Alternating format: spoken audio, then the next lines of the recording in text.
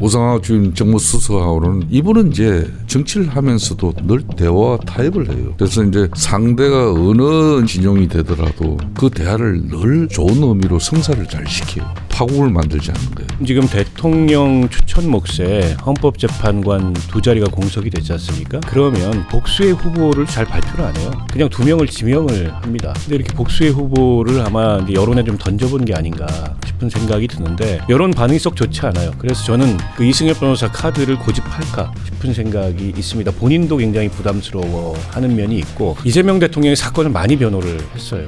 이건 당연히 논란이 나올 수밖에 없고 뭐 정권 초기에 굳이 그런 인사를 해서 논란을 자초할 필요가 있느냐라는 측면에서 저는 안 했으면 좋겠다라는 생각이고.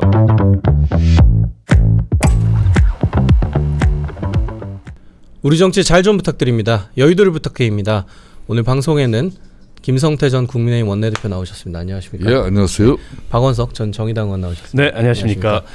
네, 두 분 이제 이재명 대통령이 취임한 지 오늘로 꼭 일주일이 됐습니다. 뭐 총평 차원에서 여러 가지 일이 있었지만 100점 만점에 몇 점을 좀 줄 수 있으신지 먼저 김성태 대통령. 그러니까 이 조기 대선판에 은격결에 취임한 그런 대통령의 모습이 아니에요. 아, 그렇군요. 이거는 뭐 정말 사전에 충분히 준비하고 또 치밀한 그런 뭐 집권 전략까지도 그러니까 취임과 동시에 이루어지는 뭐 그런 모습을 보여줬어요. 치밀한 집권 예, 그걸 민주당 지지층이나 뭐 그래도 뭐 중도층에 있는 국민들 입장에서는 상당히 안정적으로 그러니까 볼 수 있는 것이고, 그러니까 이제 야당이 된 국민의힘 입장에서 보면은 야, 저 치밀함이라는 게 정말 무섭구나. 그러니까 이제 경제 관료라든지 좀 정책의 연속성이 필요한 그런 부처 같은 경우는 관료들, 네. 그러니까 중심으로 이렇게 판단을 하고 또 신속한 정무적이고 정치적인 어떤 그 판단이 들어가야 될 부분은 뭐 당내 정치권 인사, 그것도 경험 있는 인사. 그러니까 쉽게 말하면은 이제 뭐 깜짝 그런 덩룡쇼를 아직까지는 하지 않고 있다. 네. 그 말은 이제 정권 초기는 상당히 안정스럽게 국민 통합 행보로 가는 그런 여러 가지 이제 그림을 만들기 위해서 인사도 그렇게 하고 또 뭐 이제 인사 국민 추천제라는 방식을 통해 가지고 천하의 인재를 널리 등용하겠다. 뭐 이거는 하나의 뭐 행식이에요, 솔직히. 요식 절차고 역대 정권 뭐 그리 않은 정권 없거든요. 그렇지만 하여튼 뭐 상당히 안정적으로 준비했다. 뭐 그런 측면에서는 뭐 아무리 야당 입장이지만은 저걸 뭐 낮게 그러니까 너무 무시할 그런 정도의 점수로 한번 좀 표현을 해주시죠. 70점 이상은 돼요. 아, 70점 낮은데요? 80점 가까이 돼요. 80점 가까이. 알겠습니다. 아니 그 우리 김성태 의원님 말씀은 굉장히 호평을 해주시고 점수는 조금 짜게 주신 것 같아요. 저는 뭐 90점 이상이라고 보고요. 네네. 지금 말씀 주셨듯이 이게 이제 조기 대선을 통해서 출범한 정부인데 마치 이제 인수위를 통해서 준비한 정부처럼 매우 안정적이고 그리고 인사에 있어서도 즉시 투입해서 지금 이제 국정이 굉장히 흐트러져 있잖아요. 네. 그 정돈하면서 성과를 낼 수 있는 그런 어떤 그 적재적소의 인사 배치를 하고 있다 이런 생각이 들어요. 그리고 보통 정권 초기에 인사를 하면 그 인사에 대해서 여러 꼬리표들이 달라붙습니다. 예를 들어서 뭐 고소형 내각이다. 네. 무슨 또 뭐 서운함이다. 그리고 검사 무슨 인사다. 근데 이 정부는 보면 굉장히 이제 균형과 안배, 그러면서도 안정성, 뭐 경험 이런 걸 이제 중시하는 인사를 저는 하고 있다고 보고, 물론 이제 대통령실 중심의 인사였고 내각 인사는 좀 봐야 될 것 같습니다. 그리고 이제 국민 추천제라는 일종의 이제 이벤트를 가미했는데 그게 어떤 성과가 있을지 좀 더 지켜봐야 되겠습니다만, 그러니까 이재명 대통령의 실용의 면모랄까요? 이런 게 이제 인사 과정에서 좀 두드러진 것 같아요. 그러니까 굉장히 어쨌든 이 진영 중심적인 이제 그런 국정 운영을 하지 않겠나 이런 우려가 있고, 야당은 지금도 그런 비판을 하고 있습니다만 국민들이 느끼기에는 전혀 그렇게 보이지 않거든요. 그렇군요. 그런데다가 좀 파퓰리스트로서의 그런 다소는 조금 위험해 보이는 이제 그런 정책 추진을 하지 않겠냐 이런 우려도 있었는데 전혀 그런 모습이 보이지 않습니다. 특히 지금 윤석열 정부 내각하고 약간 동거를 하고 있잖아요. 네. 그리고 어제 이제 특검법 국무회의 의결을 이끌어냈어요. 사실은 굉장히 모순된 장면이거든요. 그분들이 특검법 그 거부권 행사를 건의하는 그런 이제 위치에 있었는데 어제 어쨌든 이재명 대통령하고 이 특검법을 국무회의에서 의결을 했습니다. 그러면서 이제 그 지난 정부의 국무위원들이 요게 이제 교체기이긴 하지만은 불안감을 갖지 않고 뭔가 이제 부처가 작동할 수 있도록 그런 그 리더십을 보여주고 있다는 면에서 이재명 대통령은 포퓰리스트다 이런 일각에 특히 이제 야당 쪽에서 하는 우려도 크게 걱정할 수준이 아니다라는 거를 요 짧은 일주일간 확인하고 있는 게 아닌가 싶습니다.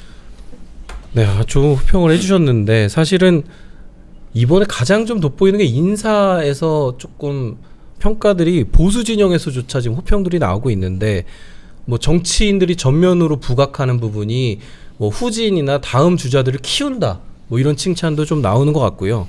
저 개인적으로는 이제 같이 원내대표 생활을 하신 그 우상호 원내대표 하신 우상호 정무수석이 사실은 강훈식 비서실장보다 정치 경력이나 이런 게 훨씬 선배고 또 본인이 원내대표 할 때 원내 대변인이었거든요. 그렇습니다. 강훈식 의원이 비서실장이 그런 거는 좀 어떻게 평가하십니까? 제가 사실상 개인적으로는 뭐 우상호 지금 정무수석하고는 저도 뭐 좋아하는 동생이고 네, 또 사실상 86 운동권 세대의 마탱이지 않습니까? 그렇죠.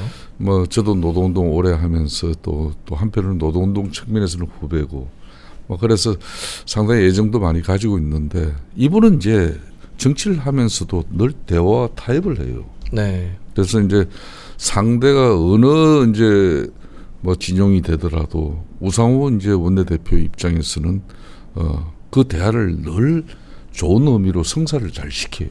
그러니까 파국을 만들지 않는 거예요. 네. 절대 대화를 갖다 이 파탄나게 만드는 사람이에요. 2017년 박근혜 대통령 탄핵은 어떻게 보면은 당시 민주당 우상호 원내대표가 있었기 때문에 가능했어요. 네, 그때 이제 물론 새누리당에 친박 뭐 비박해가지고 우리 진영 간에 엄청난 갈등이 있고 많은 싸움도 하고 분열됐었죠. 근데 그런 상황에서도 민주당 그때 우상호 원내대표 입장에서 박근혜 최순실 국정농단은 이제 틀림없었고 제가 최순실 국정농단 청문위원장을 했지 않습니까? 그렇습니다. 그래서 이제 자신이 추천한 그 청문위원들이 돌아와서 열심히 하고 나도 이렇게 쭉 해들어가면서 이분이 웬만하면 이제 국민 여론들이 그때 뭐 80% 이상이 그냥 최순실 국정농단에 대한 울분과 분란이가 그게 치달았어요. 그럼 당연히 민당이 그냥 탄핵에 열을 올려야 되는데 네, 대려 국민의힘이 이 탄핵에 그냥 동조할 수 있는 정도의 분위기를 위해서 기다려줄 줄 알더라고. 네, 그래서 성공한 거예요, 저게. 네, 네. 당시 122명의 그때 새누리당 의원 중에 절반 이상이 탄핵에 찬성할 수 있었던 부분도 충분하게 국민적 공감이 이루어지고 야당 입장에서도 최순실 이 국정농단을 그냥 넘어가면 앞으로 힘들어진다고 당시 보수 정당이 예, 그런 정도의 이제 그 상당히 그 원내 이제 이 실력도 대단했는데 제가 이번에 본 것도 처음에 좀 고민을 하더라고요. 통화를 하셨나요? 그렇게 이제 뭐 아마 이재명 대통령이 다자마자 아마 본인한테 연락을 했는데 그러니까 후배 밑으로 들어가는 거에 대한 조금 그런 게 있으잖아요. 이게 보통 정치인들 같은 원내대표 있고 비대위원장 쉽게 말하면 당대표를 한 사람이에요. 네, 근데 강훈식 원내대표 비서실장 같은 경우는 우상호 원내대표 시절 대변인하고 우상호 수석이 또 이 강 실장을 갖다 아주 좋아해요. 그걸 많이 네. 키웠어 쉽게 말하면. 그 당시 뭐 기동민 전 의원 뭐 이런 분들이랑 이런 같이 사람들을 이렇게 우상호가 잘 많이 지냈죠. 키웠어. 네, 그런데 이번에 딱 본인이 그 역할을 또 이렇게 자임하면서 또 이제 국민의힘하고도 대화의 타협을 중시하면서 정치를 상당히 중시하는 그런 인사가 이게 이제 바로 이재명 지금 대통령이 이런 네. 인사를 할 줄 안다는 거예요. 이게 대단히 중요한 포인트거든. 아무튼 너무 호평만 나서 좀 다른 얘기를 해보면 사실은 잘한 거는 다른 걸로 난 봐요. 네, 그 이재명 대통령의 변호인이었던 이승엽 변호사를 지금 헌법재판관 후보로 검토한다 이런 보도가 나오거든요.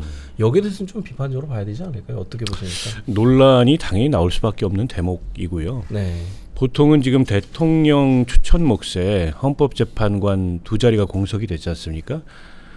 그러면 복수의 후보를 잘 발표를 안 해요. 네. 그냥 2명을 지명을 합니다.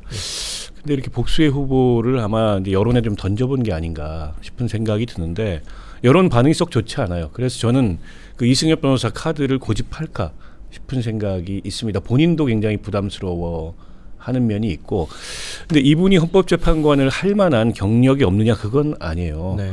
이분이 헌재 연구관도 했었고요. 그리고 이제 부장판사까지 하셨던 분이기 때문에 헌법재판관을 할 만한 객관적 경력을 가졌습니다. 다만 이재명 대통령의 사건을 많이 변호를 했어요. 때문에 이건 당연히 논란이 나올 수밖에 없고 뭐 이해충돌부터 뭐 사법보험 이런 비판이 나올 수 있는데 정권 초기에 굳이 그런 인사를 해서 논란을 자초할 필요가 있느냐라는 측면에서 저는 안 했으면 좋겠다라는 생각이고 아마 그런 여론을 듣고 있지 않을까라고 보고요. 같은 맥락에서 지금 오광수 민정수석 같은 경우에도 논란이 되지 않습니까? 이분이 이제 여당 진영 내에서도 특수부 검찰 출신이 검찰 개혁을 담당하는 민정수석을 하는 게 맞느냐 이제 이런 비판이 나왔어요. 야당은 조금 뭐 그에 대해서는 별로 말을 안 하더라고요. 근데 그것도 있지만은 이제 차명 재산 논란이 나왔지 않습니까? 근데 네. 공직기강을 담당하고 이제 공직 후보자들에 대한 인사 검증을 하는데 본인 자체가 차명으로 재산을 관리함으로 인해서 자격이 있냐? 근데 이런 논란이 당연히 따를 수밖에 없어요. 그래서 그것도 썩 뭐 잘된 인사라고 보기가 어렵고 민정수석실 전반도 이 대통령의 여러 사건을 변호했던 변호사들이 거기에 뭐 공직기강 비서관, 뭐 사법제도 비서관, 기타 등등 이렇게 비서관으로 들어가는 것 비서관급도 같아요. 거의 변호인들이 많이 들어가셨더라고요. 아니 그것도 별로 썩 좋은 모양은 아니에요. 네. 이게 이제 현 정부에서 민정수석실에 굉장히 무게가 실릴 수밖에 없거든요.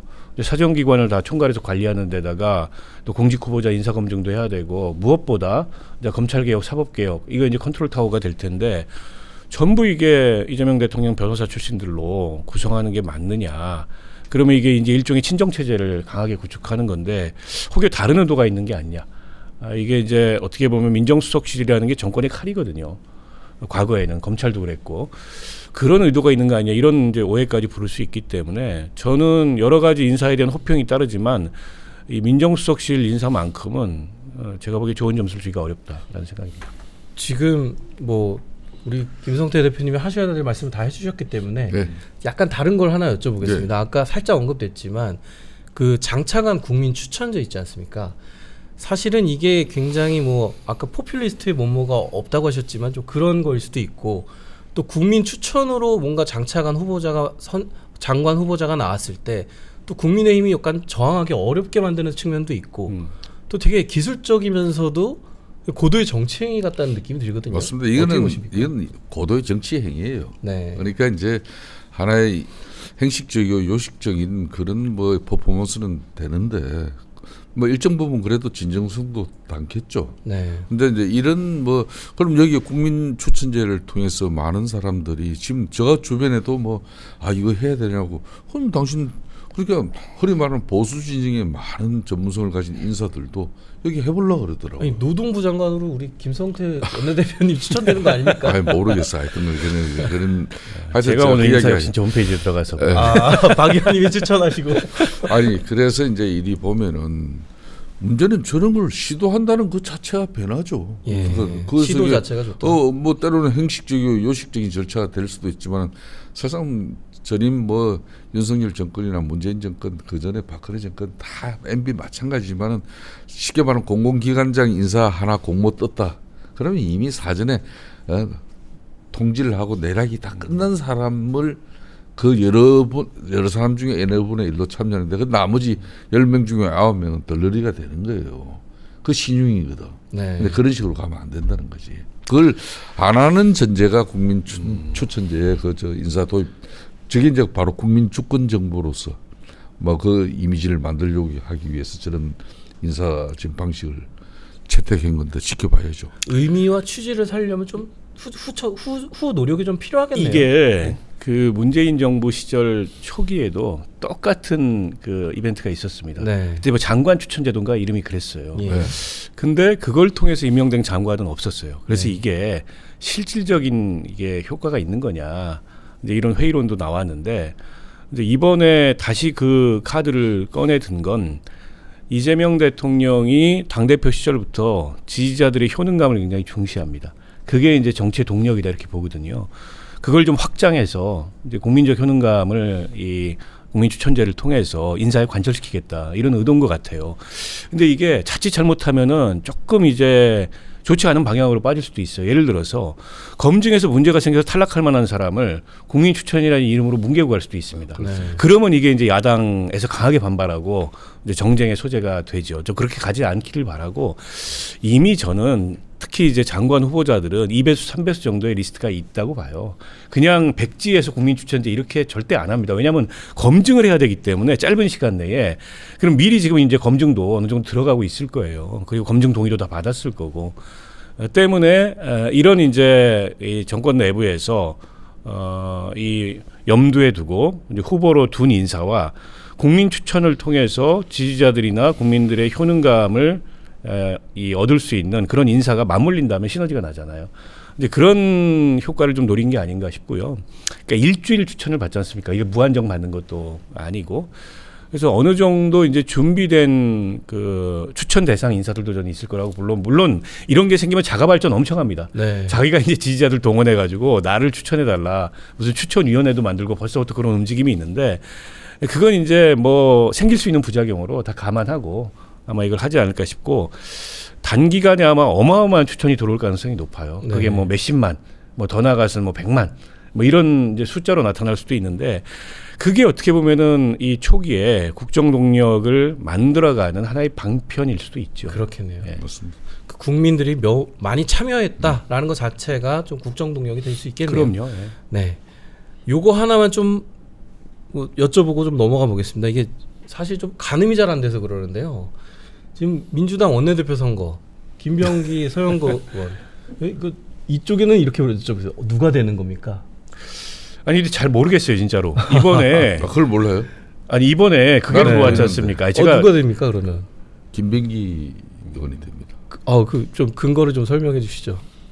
아무래도 이제 서영교 의원 같은 경우는 이 대중성 인지도도 높고 쉽게 말하면 뭐 이 투쟁력도 좋은 의원이에요. 여성이지만은 뭐 그런 측면에서 이제 집권당이 정치를 실종시키면 안 되거든요. 집권당의 원내대표는 너무 강성이 또 하면 안 돼요. 그러니까 항상 야당을 설득 이해시켜 나갈 수 있고 때로는 자신들의 어떤 기득권 전리품을 나눠줄 수도 있는 게 집권당의 원내대표여야 돼요. 네. 그래야 쉽게 말하면 이 정책이 절대 정치를 못 이기거든요. 아무리 이재명 대통령이 거대 입법 권력을 손에 쥐고 있고 또 재앙지역 대통령은 5년짜리 통치 권력을 가졌지만 정치가 실종된 가운데 일방적으로 민주당이 국회에서 밀어붙이기 일방 통행식으로 이재명 정부의 정책을 갖다 뒷받침해 주면은 그 국민들 금방 식상해집니다. 아무리 네. 좋은 정책도. 그러기 위해서는 민주당 원내대표가 대화 타협이 중시되면서도 일정 부분 이재명 대통령의 복심으로 움직일 수 있는 그런 사람. 저는 그런 측면에서 이건 벌써 뭐 다 수가 읽힌 부분인데. 저희가 그 제목 뽑아도 됩니까? 뭐 알아서 하세요. 네.